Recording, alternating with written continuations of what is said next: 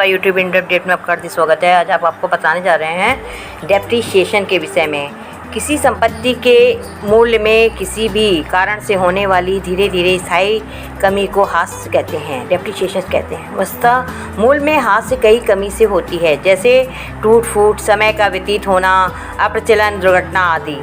सामान्य बोलचाल की भाषा में मूल्य ह्रास का अभिप्राय मूल्य में कमी से लगाया जाता है, परंतु इसे लेखांकन की दृष्टि से देखा जाए तो इसका अर्थ स्थायी संपत्ति के पुस्तकीय मूल्य में कमी से है। डिप्रिसिएशन की प्रमुख विशेषता ये है कि ह्रास की व्यवस्था स्थायी संपत्तियों के लिए की जाती है। ह्रास की आशय किसी स्थायी संपत्ति के पुस्तकीय मूल्य में कमी से होता है। ह्रास के रूप में संपत्ति के मूल्य में निरंतर कमी होती रहती है।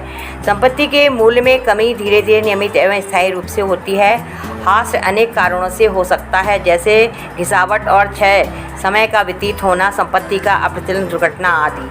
ह्रास एक आगम हानि है, इसे लाभ हानि खाते में प्रभावित किया जाता है।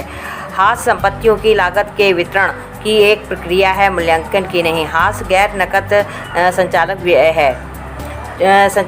है। संपत्तियों के प्रयोग के कारण उसमें टूट फूट होती है, घिसावट होती है और वे पुरानी एवं कमज़ोर हो जाती है, फलतः उनके मूल्य में कमी आ जाती है। कुछ संपत्तियों में ऐसी होती हैं जिनका काल निश्चित होता है, अतः जैसे जैसे समय व्यतीत होता है इनके मूल्य में कमी होती जाती है। ऐसी संपत्तियों के मूल्य में कमी को समय बीतने पर ह्रास कहते हैं। कभी कभी नए आविष्कार के कारण पुरानी संपत्ति के बेकार न होने के बावजूद उसके मूल्य में कमी आ जाती है। इस हानि को अप्रचलन से ह्रास कहते हैं। कुछ संपत्तियां नाशवान प्रकृति की होती हैं, जैसे खनिज पदार्थ, खनन, जंगल, तेल के कुएं आदि, अर्थात प्राकृतिक संपदाएं। ऐसी संपत्तियों में से जैसे जैसे सामग्रियां निकाली जाती हैं वैसे वैसे इनके भंडार में कमी होती जाती है। भंडार के खाली होने के इस कर्म को ही रिक्तीकरण कहते हैं। जैसे रिक्तीकरण, ह्रास या डिप्रिसिएशन कई प्रकार के होते हैं। कभी कभी संपत्तियों के बावजूद भी मूल्य में गिरावट आ जाती है।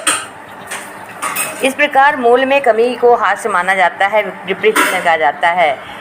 किसी संपत्ति के मूल्य में किसी के कारण से कमी होने वाली धीरे धीरे स्थायी रूप से कमी ह्रास कहते हैं। डिप्रिसिएशन कैसे व्यवस्था मूल्य में ह्रास कई कमी से होती है, जैसे टूट फूट, समय का व्यतीत होना, अप्रचलन, दुर्घटना आदि।